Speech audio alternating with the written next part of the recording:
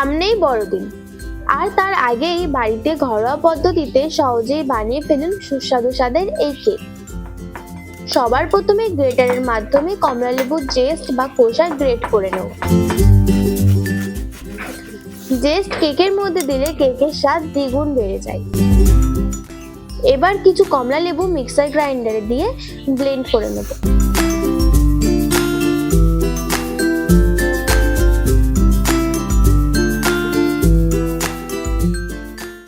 এবার একটা ছাঁকনির সাহায্যে ছেঁকে রস বের করে নেব।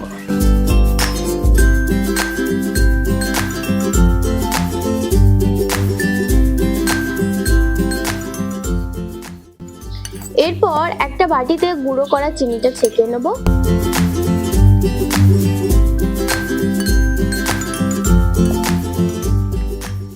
এর মধ্যে কমলালেবুর জেস্ট দিয়ে মিক্স করে নেব।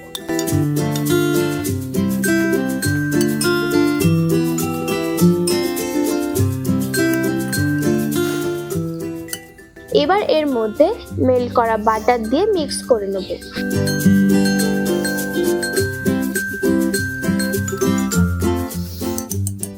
এরপর এর মধ্যে দিয়ে দেবো টক দই। টক দই দিয়েও ভালোভাবে মিক্স করে নেব।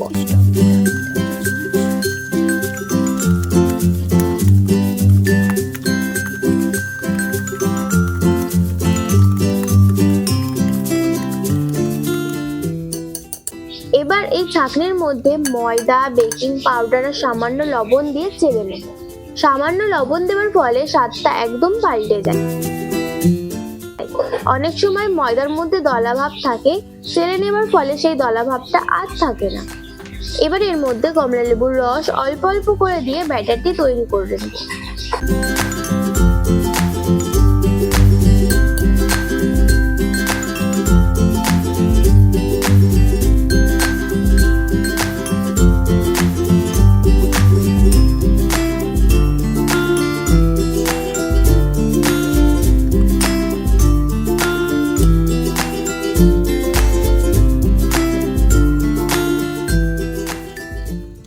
মিক্স কিন্তু খুব ভালোভাবে করতে হবে যাতে এর মধ্যে কোনো দলাভাব না থাকে।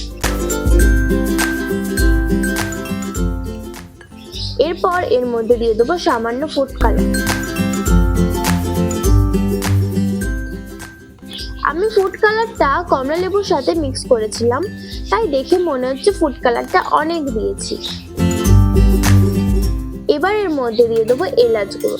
আপনাদের কাছে ভ্যানিলা এসেন্স থাকলে আপনারা দিতে পারেন।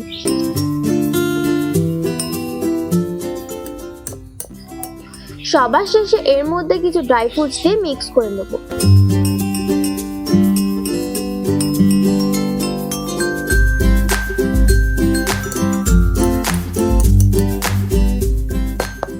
এবার বেক করার পালা।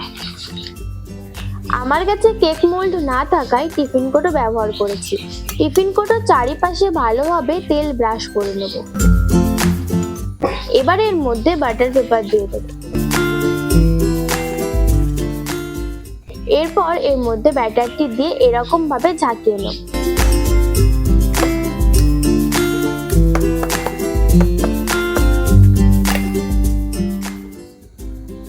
বেক করার আগে 10 মিনিট মতো প্যানটি প্রি হিট করে নিতে হবে। এর মধ্যে কাপড় বা স্ট্যান্ড দিয়ে কৌটোটা বসিয়ে ঢাকা দিয়ে দেব। স্লো ফ্লেমে 45 থেকে 60 মিনিট মতো বেক করে নেব। 55 মিনিট পর একটা টুথপিক দিয়ে দেখবো যে কেকটা হয়েছে কিনা।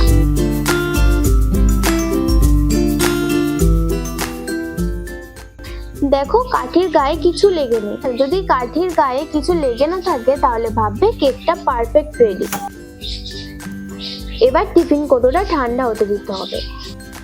কোটোটা ঠান্ডা হবার পর কোটোটা উল্টে কেকটা বের করব।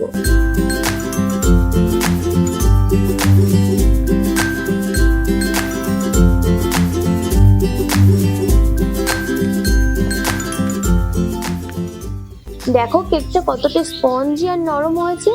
তাহলে আর দেরি না করে আপনারাও তাড়াতাড়ি বাড়িতে কমলালেবুর এই সুস্বাদু কেক বানিয়ে ফেলুন। ভিডিওটি ভালো লেগে থাকলে অবশ্যই চ্যানেলটি সাবস্ক্রাইব করে ভিডিওটি লাইক করে দেবেন আর কমেন্ট করতে কিন্তু একদম ভুলবেন না।